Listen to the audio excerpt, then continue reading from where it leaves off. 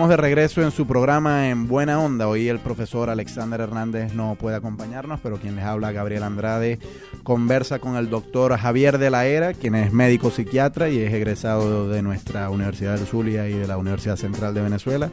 Es profesor de la Cátedra de Farmacología en la Escuela de Medicina de la Universidad del Zulia y además es psiquiatra clínico en ejercicio. Y hemos venido conversando a propósito de las pseudociencias en la medicina. Hay una pseudociencia que hoy está en boga por encima de cualquier otra en la práctica médica. Tiene centros, institutos, yo incluso he visto en la calle carros que promueven estas prácticas, que es la homeopatía.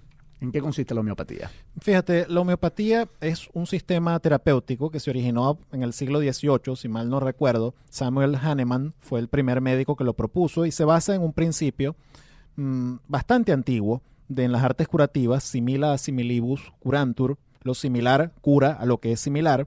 La teoría de la homeopatía es que pequeñas dosis de un producto, de un veneno o de cualquier otro producto que presuntivamente puede producir una enfermedad, también puede servir como remedio para esa enfermedad. Ese es uno de los principios en que se basa. En apariencia, eso es lo mismo que hace la vacuna. ¿Dónde está la distinción?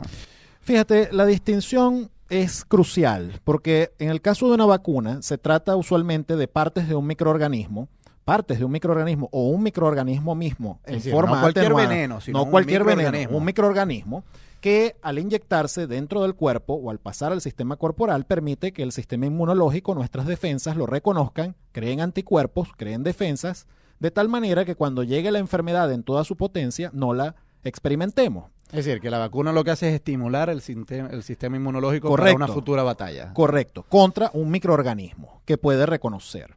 Ahora, si tú tomas una pequeñísima dosis de arsénico, eso no te va a hacer inmune al envenenamiento por arsénico. Porque el arsénico no es un microorganismo. Exactamente. Y entonces, el otro problema que tiene la homeopatía, aparte de su fundamento que no cuadra con el resto de los principios de la fisiología médica o con los principios de la terapéutica moderna, el otro problema es que se utilizan sustancias a una dilución tan alta, vale decir, se toma un compuesto de tal planta, se disuelve en 100 partes de agua, después se toma una parte de esa disolución y se disuelve en 1000, después una parte de esa disolución en 1000, otra vez en 1000, y así sucesivamente, diluciones constantes. Pues algunos críticos han señalado que la solución final realmente no tiene chance estadístico de tener una sola molécula de la sustancia original que se ha utilizado. Lo que la persona recibe en muchos casos con un remedio, con un preparado homeopático, es agua químicamente pura. Ha habido alguna gente que ha dicho que esa molécula se conserva en el agua, no con su presencia, pero sí con su memoria. Yo no entiendo muy bien qué quieren decir ellos con eso, pero ese ha sido un alegato. Es decir, que si yo introduzco en un frasco de agua una sustancia y esa luego la diluyo como tú has dicho, bueno, de acuerdo, puede ser que la probabilidad estadística de que la molécula esté es muy baja, pero queda su memoria. ¿Qué quieren decir ellos con eso? Pues fíjate, esto es uno de esos términos que se utilizan alegremente en el campo de las pseudociencias. Son términos que la gente puede entender, una persona que tiene poca formación científica, pero en realidad, pues, si tú le preguntas a un químico orgánico, si tú le preguntas a un químico bien formado, pues te va a decir que eso de memoria pues no se entiende muy bien qué es. Pareciera querer decir algo así como que la molécula tiene alguna forma de energía misteriosa que le transmite al agua y que a su vez el agua la conserva. Ahora, ¿cuál es el fundamento físico-químico de eso? Es un misterio.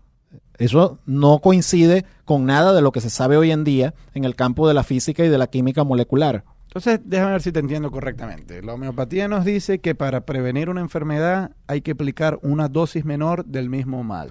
Entonces, por ejemplo, si yo tengo insomnio, yo tendría que tomar cafeína en dosis muy reducidas, por ejemplo.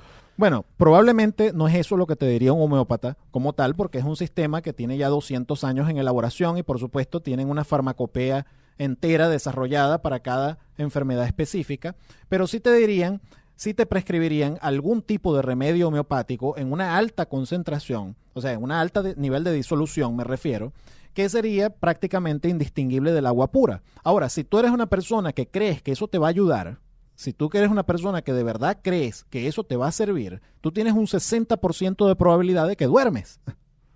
pero es porque crees en lo que está ocurriendo. Exactamente. Exactamente. Es decir, que todos esos testimonios de gente que ha dicho que a mí la homeopatía me ha resultado... Pueden ser absolutamente sinceras. Pero no van más allá del placebo. Por supuesto. ¿Y cómo se ha hecho para determinar que la homeopatía no va más allá del placebo? Bueno, fíjate, en el campo de la farmacología médica, nuestro patrón estándar, nuestro patrón oro de evidencia, pues son los estudios doble ciego multicéntricos contra placebo. ¿Qué me refiero yo con esto? En términos sencillos, yo agarro un grupo de personas y yo le doy el remedio homeopático o cualquier otro fármaco que yo esté probando. Y yo lo comparo con otro grupo de personas que le doy una sustancia inerte, una pastilla de azúcar, le inyecto agua, cualquier otra cosa. Y después yo comparo el resultado en los dos grupos. En teoría, si el remedio o el fármaco que yo estoy utilizando es efectivo, debería ser más efectivo que lo que hace solamente la sustancia inerte.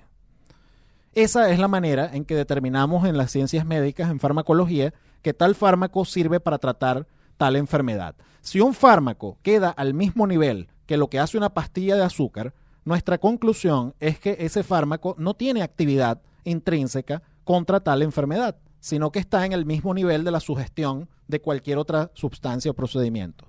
¿Qué otras pseudociencias hay? Hasta ahora tenemos entonces regresiones a vidas pasadas, lectura de auras, homeopatía. Fíjate, son innumerables. Son innumerables. Las más prominentes son innumerables.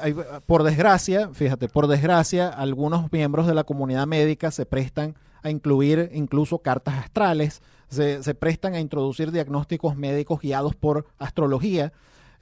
Hay prácticas de uso de cristales, donde supuestamente los cristales canalizan cierta forma misteriosa de energía y sirve para mejorar los campos bioenergéticos de las personas.